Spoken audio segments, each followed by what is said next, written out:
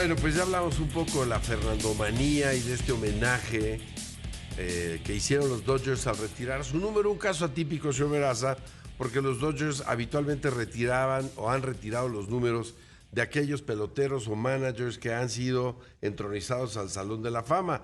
Y en el caso de Fernando esto no ha sucedido, pero ya retiraron el número. Es el segundo apenas en la historia de los Dodgers, Sí. que no es parte de Cooperstown y que tiene su número. Yo creo que Se une a Jim Gillian, se llama el otro personaje, que fue un jugador importante del equipo y ¿Consideras comentaba la una historia. injusticia lo del Toro, dejando al lado nuestra mexicanidad? No, una injusticia no, porque creo que los números son fríos. Creo que lo que le podría ayudar a Fernando para tener empuje es que alguien del comité de veteranos un día diga, sí, los números son importantes, pero también el impacto que un personaje puede tener en el juego. El impacto de Fernando es muy Yo importante. más me iría por esto último. Porque hablando de los números, no tiene los números, hay que ser sinceros, no tiene los números para el Salón de la Fama. Sobran pitchers que han llegado a 200 victorias y no van a entrar al Salón de la Fama. Fernando no llegó ni a 180.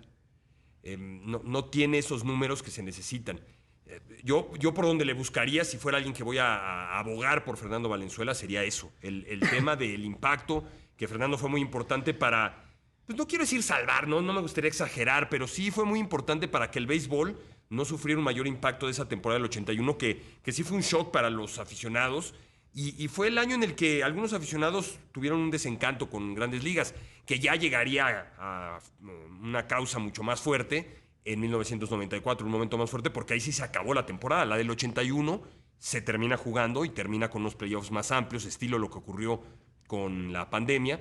Pero sí, Fernando hizo que se olvidara un poco, generó un ambiente alrededor del béisbol muy especial, y con un tema que mencionaba yo el viernes. Dentro de Los Ángeles había un rompimiento muy claro entre la comunidad latina, especialmente México-americana, y los Dodgers, porque no hay que olvidar que cuando los Dodgers se van a Los Ángeles para construir el Dodger Stadium, desplazan a muchas familias, principalmente mexicoamericanos. Entonces, los mexicoamericanos nunca adoptaron a los Dodgers como su equipo. Había como una separación, una grieta, un resentimiento. Y aparece 1981 con ese partido inaugural en el que Jerry Royce no puede lanzar, la sorda le da la pelota a Fernando, y 8 salidas después, 8 victorias consecutivas, 8 juegos completos, 5 blanqueadas en los primeros 9 partidos. Una locura lo que ocurrió con Fernando, y veía imágenes en varios espacios deportivos en donde se hicieron notas al respecto, allá en los Estados Unidos, notas hechas por colegas estadounidenses, y veía uno ese acercamiento, cómo Dodgers se convirtió en el equipo, sí en México, obviamente de muchos mexicanos, pero también en Los Ángeles, en donde los Dodgers no eran tan queridos por la comunidad mexicoamericana. Y creo que eso también es parte del impacto, y creo que eso es muy importante. Y si alguien fuera a abogar por Fernando, creo que eso es lo que tendría que utilizar, porque sí, los números, 173 victorias, si no me equivoco, con 153 derrotas, un 3,40 y tantos de efectividad. Pues me metí a ver el viernes la lista de los pitchers que están que han ganado por lo menos 200 partidos. E insisto, una enorme cantidad de ellos, algunos que han ganado más de 230, no están en el Salón de la Fama. Y los votantes se fijan muchísimo en eso. Sí, para ellos es muy importante. 300 victorias, estás en el Salón de la Fama, salvo que te llamas Roger Clemens, que ya es una causa diferente el por qué Clemens no está en el Salón de la Fama. Por apostador. No, por tema lo asocian al uso de sustancias prohibidas. Y otros pitchers, pues, no han recibido el empuje, porque además no hay que olvidar que entrar al Salón de la Fama de Cooperstown es el más complicado para entrar, también eso lo mencionaba. Se puede dar un año en el que nadie ingrese al Salón de la Fama porque necesitas 75% de los votos, o que el comité de veteranos, como ocurrió con Fred McGriff, empuje por ti. McGriff, un peloterazo. Los votos, para aclararlo, los hace colegas periodistas. Tienen, le dan el honor, el Salón de la Fama, a ciertos colegas que llevan un cierto tiempo también dedicado a eso. Y no hay colegas que permitan los cambios en cuanto a las consideraciones para pertenecer al Salón de la Fama, es decir, que lo hagan un poco más pues flexible. Laxo. Son laxo. muy estrictos, pero ya dado el tiempo que tiene Fernando retirado, el único camino por el que puede ingresar, bueno, hay dos, pero es como un reconocimiento a la trayectoria. Sí, pero ya los votantes normales, los que cada año dan, esos ya por esa vía, Fernando ya no. Como ocurre en la NFL, como ocurrió ahora, por ejemplo, con Chuck Howley, con Ken Riley. Bueno, los Óscares, que también hay un Óscar a la trayectoria, Sí, a un probable gran actor o actriz Así que es, nunca entonces alguien tendría haya que empujar por ahí recibido y yo esa es la herramienta que usaría.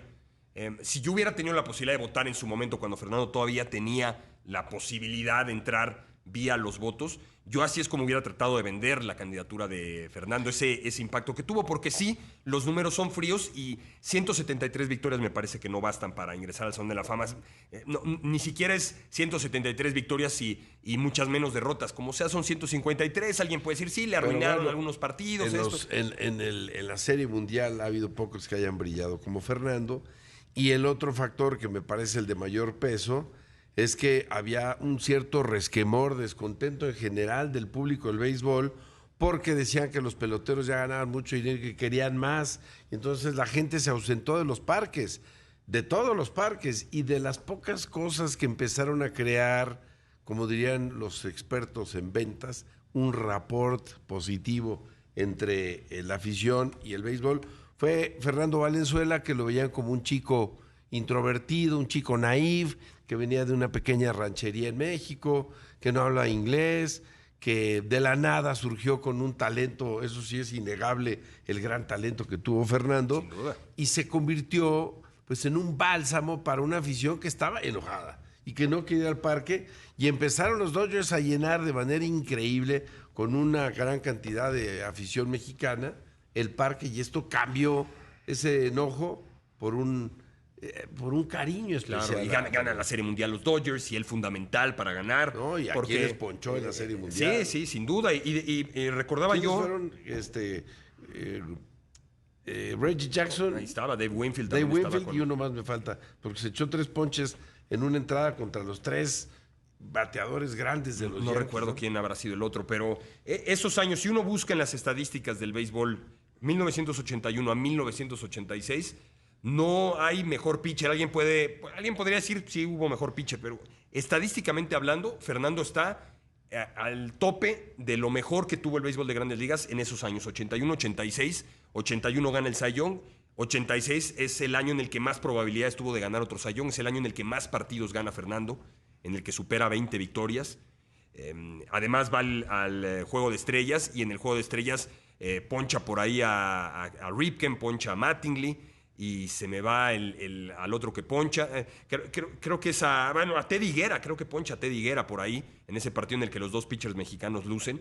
Y esos años, 81, 86, fueron fantásticos. A partir de 87 empieza a tener problemas de hombro Fernando. Para 88 no juega en los playoffs. 90 tiene su último gran momento como pelotero cuando lanza el sin hit ni carrera, ese día histórico en el que hay 2 sin hits ni carrera. Pero el tema del desgaste que sufrió su brazo y que no tuvo tantas temporadas como otros pitchers, no llegó a tener esas victorias, pues lo alejan del Salón de la Fama, pero por lo menos los Dodgers ya hicieron algo que creo que tenían que haber hecho, que era colocarlo ahí en ese... El lugar es muy curioso porque Fernando, Sammy Sosa, Mark McGwire, 3 nombres claves para salvar de cierta manera al béisbol, si alguien quiere utilizar ese término, y ninguno de los 3 está en el Salón de la Fama por distintas cosas, porque no hay que olvidar ese verano del 98, Sosa, McGwire, todavía la gente estaba enojada por la huelga del 94 y posiblemente nunca van a entrar al Salón de la Fama, y pues Fernando no sabemos qué vaya a ocurrir, pero al menos su nombre ya está en una lista de inmortales, porque si vemos esa lista de los Dodgers, quitando a Gilliam, los demás, Alston y La Sorda, pues son managers históricos del equipo, y pues se va a codear Fernando Sandy Koufax, nada menos. con Sandy Koufax, con Don Sutton, con Don Drysdale, hablando de pitchers, con Roy Campanella, con Pee Wee Reese, con Gil Hodges, con Doug Snyder, con Jackie Robinson. Nada mal. Nada mal. Pura historia. Sí.